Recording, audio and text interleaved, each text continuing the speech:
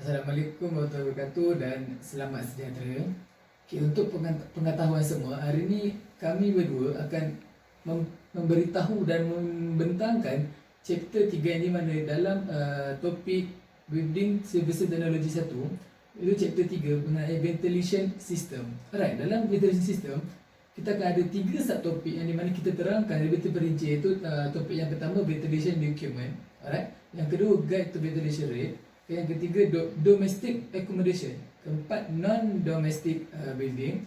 Dan kelima mechanical ventilation. Dan yang terakhir type of fan. Okay, sebelum tu saya menerangkan diri saya, Muhammad Aimullah bin Ramli, dan kawan saya Mio Arif Hakimi. Alright, so lecturer kami adalah TS Amin bin Abdul Ghani. Okay, kita akan pergi seterusnya. Alright. Okay, sekarang saya akan menerangkan tentang apa itu ventilation system. Okay, ventilation system adalah satu sistem penggunaan. Okay, ventilation is the international introduction of outdoor air into a space and is mainly used to control indoor air quality by diluting or displacing indoor pollution. It can be also used for purpose of thermal comfort or generation. Okay. Sistem ini bermaksud pengudaraan yang berlaku di sekitar ruang kita lah. Maknanya contoh pengudaraan aircon, pengudaraan kipas, pengudaraan yang asli, benda angin yang kita hidup lah. Okay. Natural ventilation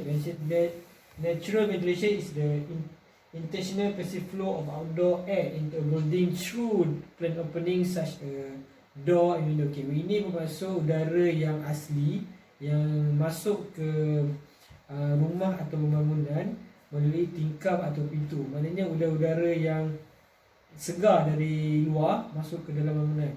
Maknanya dia tanpa menggunakan mechanical, tanpa menggunakan elektrik, tanpa menggunakan mesin-mesin udara macam seperti kipas atau aircon. Okay, ini adalah udara-udara yang asli yang masuk ke bangunan yang kita hidup lah, yang kita hidup.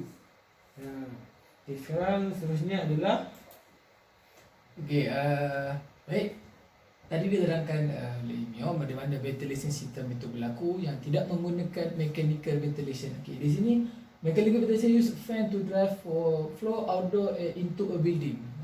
Ada beberapa ventilation yang kita mechanical, okay, yang di mana in the case positively with the building or by depress, maksudnya menggunakan fan mechanical yang akan menggerakkan pressure udara dalam bangunan keluar, alright, akan mengeluarkan udara. Okay, so mixed mode ventilation system use both mechanical and natural process. Okay, maksudnya dia menggunakan dua mechanical ataupun proses yang biasa. The mechanical and natural component may be used in conjunction with each other or separate at different time of day or season of the year. Natural component can be affected by environment condition. It may always provide an amount to ventilation. Okay, in the case mechanical system may be used to supplement or regulate the naturally driven flow. Pulang, okay, mechanical ni juga akan memproses udara keluar. Okay, yang di mana akan udara luar masuk. So udara yang ada di dalam proses keluar nanti. Alright. Okay, sekarang saya akan bentangkan tentang ventilation requirement. Ventilation requirement ni bermaksud keperluan pengudaraan. Okay, yang pertama adalah rate of supply of fresh air. Maknanya supply fresh air lah untuk kita pengudaraan kita. Kedua adalah air movement or air change. Maknanya gerakan udara itu sendiri. Maknanya kalau macam kita menggunakan kipas slow, kita akan rasa panas lah. So kita lakukan kipas tu maksudnya air movement lah. Tu kita punya macam kita nak rasa sejuk ke apa kan. Okay, sebenarnya adalah humidity. Maknanya setiap bangunan mesti ada pengudaraan sebab manusia akan meletak di situ. Maknanya pengudaraan mesti akan berlaku, mesti akan diperlukan oleh manusia. Yang ketiga adalah temperature of air. Okay, temperature ini bermaksud suhu udara tu lah. Kalau panas, manusia takkan duduk kat situ sebab panas kan. So mestilah dia akan suka sejuk. Maknanya temperature ni dia satu yang penting juga lah untuk pengudaraan. Okay. Yang kelima adalah purity of air. Maknanya pure of air, maknanya pengudaraan yang asli.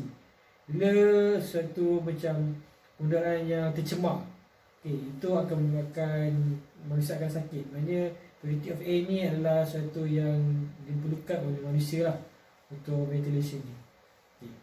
Yang seterusnya adalah Guide to ventilation rate. Ventilation rate standard digunakan di mana for CII building is normally expressed of volumetric flow rate, of sub-rate air introduction to be building. Tapi ke unit pula di mana menggunakan cubic feet per minute, alright. So CFM or liter per second. Alright, itu untuk pengiraan ventilation. Alright. Sekarang saya terangkan tentang domestic accommodation. Maknanya kawasan kediaman. Kawasan kediaman ni lebih spesifik kepada rumah lah. Dia letting fresh air in or keeping cool air out is ingrained in the way that most people control their space that is almost vascular, which make the prospect of turning to less intuitive form of control ventilation more difficult and eventually change. Maknanya dia mengekalkan udara yang bersih dan mengeluarkan udara yang sejuk. Maknanya dia membawa masuk udara yang bersih dan mengeluarkan udara yang sejuk lah. Maknanya dia buka tingkap atau pintu, dia akan masuk udara bersih. Dan udara yang sejuk macam aircon, udara yang telah diguna oleh manusia akan keluar untuk sistem karbon dioksida lah. Yang kedua adalah but the fact remains that older house around 20% of energy lost from space heating is lost through ventilation. Maksudnya rumah-rumah lama dia kehilangan 20% of energy apabila berlakunya ventilation. So tadi kita dapat tahu rumah lama, bangunan lama dalam 20%, lepas tu rumah moden 30%. Di mana pemudaran ni akan berlaku sekitar, maksudnya dia keluar melalui ruang-ruang yang terbuka, tingkap, pintu. Ni di mana pula kita akan tengok tidak akan berkata memang permanent dekat situ. Memang khas untuk buat pemudaraan. Macam gambar bawah ni kita boleh tengok, kita dapat dekat bawah. So dalam pemudaraan kawasan kediaman, dalam kawasan rumah tu, udara udara akan memenuhi kawasan tu. So yang bawah akan keluar ikut dia punya saluran. Yang ke atas ni pula, yang di mana udara yang dah masuk daripada tingkap atau rumah, udara yang baru masuk akan tolak udara yang asli tu keluar, mendapatkan udara yang baik.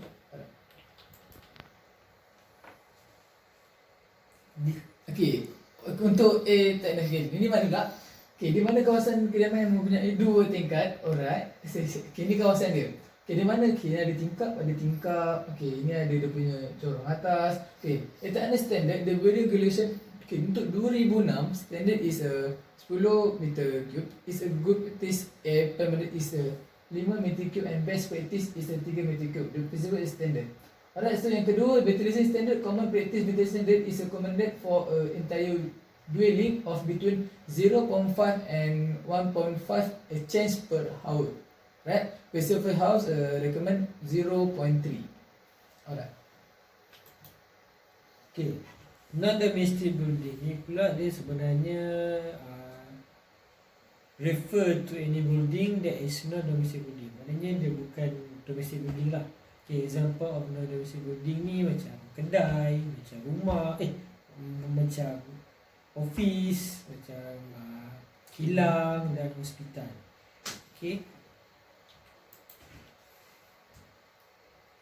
Mechanical ventilation. Ini yang dia katakan tadi. Tadi kita dah tengok ventilation biasa. Yang natural ventilation. Sekarang ni kita tengok pada mechanical ventilation. Kita fokus pada step or range ventilation. Di mana ruang-ruang kosong atau ruang-ruang corong dan ruang-ruang yang memenuhi untuk pengudaraan dalam keluar.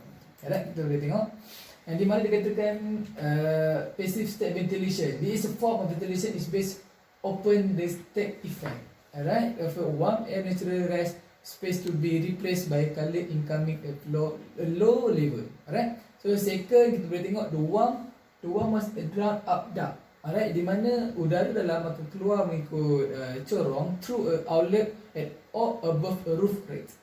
Ada yang corong direct terus ke atap bangunan. Yang tiga di mana burn allocated to room that need fresh air to replace air the moisture land or odorous bedroom and kitchen. Okay, ini kawasan yang di mana yang dikatakan tadi, di mana memerlukan udara yang natural, okay, udara yang asli untuk replace balik udara yang ada di kediaman. Untuk kawasan macam bilik, dapur. Okay, yang terakhir adalah what we replace by fresh air is that drawn through background ventilators. Right, like kata the room usually trickle ventilator is as window frame and through the building fabric unless a tight building. Alright. Okay, sekarang saya akan terangkan jenis-jenis type of fan. Tapi sebelum tu saya akan terangkan macam mana dia punya sistem itu berlaku. Okay, fans are the workhorse of the ventilation system. An effective ventilation system, fans must be appropriate size and type. Okay, yang pertama yang pertama adalah enough speed. Maknanya enough speed and movement to capture containment and source. Maknanya kipas ni mestilah mempunyai kelajuan yang sepatutnya untuk berpusing. Maknanya untuk penggunaan itu berlaku. Okay, yang kedua adalah draw them through hood. Yang maknanya bila angin itu masuk, dia akan masuk ke jalur yang sepatutnya lah. Carry them through duct system. Maknanya bila udara tu dah berlaku, bila penggunaan kipas sudah berpusing, dia akan masuk ke corong bangunan. Dan okay, yang keempat adalah carry them through air cleaning device. Maknanya dia akan membersihkan kawasan tersebut untuk melalui penggunaan tersebut lah. Dan sekali exhaust to the outdoor. Maknanya bila dia dah bersihkan semua udara yang kotor-kotor tersebut, akan keluar balik ke corong yang telah disediakan untuk penggunaan itu keluar lah. Okay, ini adalah dia punya macam mana sistem itu berlaku. Okay, ini adalah jenis-jenis mechanical fan. Alright, so kita teruskan yang terakhir, type of mechanical fan dalam kategori type of fan. Okay, ini adalah dua kategori mechanical fan. Kita ada axial fan. Okay, boleh tengok rumah ni di kawasan orang panggil yang memerlukan udara fresh, di kawasan dapur. Kita boleh tengok yang axial fan ni akan ada di bahagian dapur. So kategori fan pun sama tapi memerlukan ruang yang besar. Okay, dia akan guna pada kawasan factory, kawasan kilang. Okay, kawasan macam hotel, kalau hotel kita akan guna kawasan kitchen dia sendiri. Okay, kalau kilang ni kita aturkan kawasan-kawasan yang sepatutnya kita guna supaya mengeluarkan udara-udara yang kotor dan menggantikan udara yang baik. Sekian dari kami. Assalamualaikum.